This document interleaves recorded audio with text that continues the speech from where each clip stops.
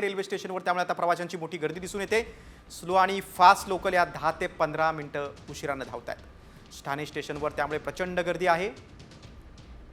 मध्य रेल्वेची वाहतूक विस्कळीत झालेली आहे आणि ऐन संध्याकाळच्या वेळेला ही घटना घडल्यामुळे आपण बोलतो की मध्य रेल्वेच्या अनेक स्टेशनवर गर्दी आहे। आपण हे सध्या दृश्य बघतोय तुमच्या टीव्हीच्या स्क्रीनवरती, ठाणे रेल्वे स्टेशनवरची ही मोठी गर्दी आहे।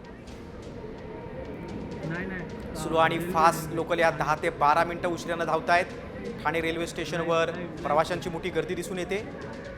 मुंबईहून कल्याणकडे जाणाऱ्या लोकल या उशिराने धावत आहेत। आंबिवली आणि टिटवाळा दरम्यान काही अडचणी निर्माण झाल्या होत्या आणि त्याचा परिणाम आता कल्याणकडे कसाऱ्याकडे जाणाऱ्या लोकलवर झालेला आहे। त्यामुळे मुंबईहून कल्याणच्या दिशेने जाणाऱ्या लोकल विस्कळीत झालेली आहे। मध्य रेल्वेची वाहतूक विस्कळीत झालेली आहे। मुंबईहून कल्याणकडे जाणाऱ्या लोकल उशिराने धावतात।